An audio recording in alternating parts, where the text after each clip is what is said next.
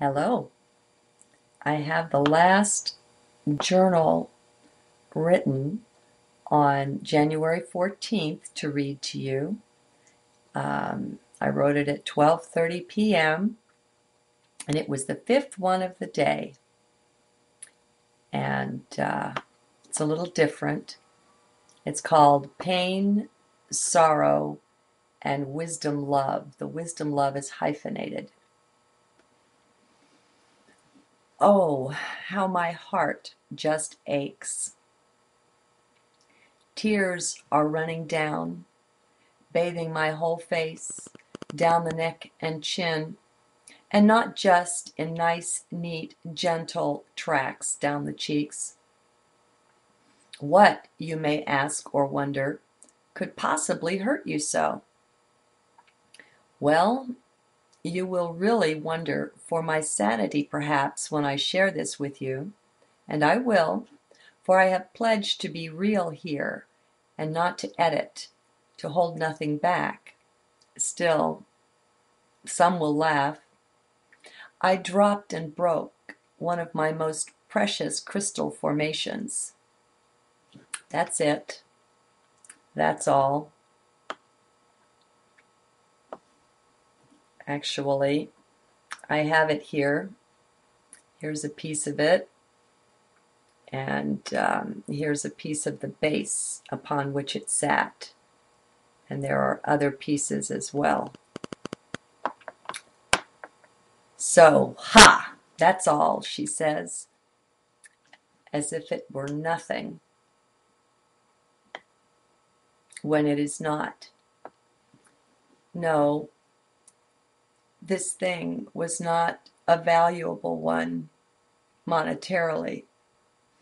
It was a little cluster with a long tabular crystal supported by a base cluster of stubby ones. It was not even totally clear, what some call an alpha crystal.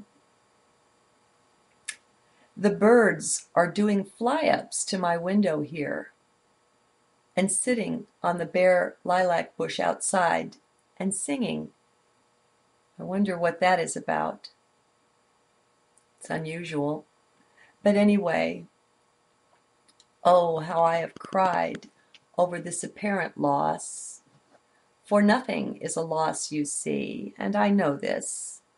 All things are only good, no matter what they seem. So here's the question then. If all things are only good, then why did it feel as if my heart was broken when this fell and cracked? And you can see here the residual emotion in me even as I read this. Weeks later. Now, wait a minute. There is a Carolina wren actually perched on the side of my window on the bricks looking in. What is going on here? Back to the heart story, to the pain of it. One thing I can confirm for you is that while it is not possible to have either fear or judgment from within heart space, it is definitely possible to feel pain. The pain is, or should be, rather momentary, for heart knows better. It knows deeply that all things are for good, and that we can lose absolutely nothing of worth in any real sense. It's not possible. It is because heart well knows this that I am kind of amazed in the midst of this pain. Yes, I know that as long as we are all manifest here in 3D, there will be and continue to be both pain and pleasure. These are the simple heads and tails of the 3D coin, and not to be refused, denied, or suppressed. Wisdom does not do that, nor does love, for these two sacred energies are an ever open state willing to embrace any and all that comes. There may be courage in this initially, but it vanishes at some point, for it is just in the nature of both wisdom and love to be open and welcoming. There is no need for courage here. It is extraneous. It is perhaps a 3D thing. I don't know. Anyway, back to the pain.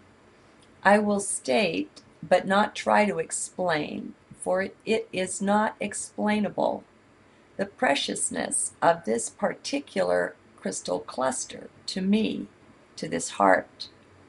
You must be in heart to understand, though, so don't bother to ask any questions from the head, just drop down. First off, I am the crystal. The crystal, all crystal and I share identity. There.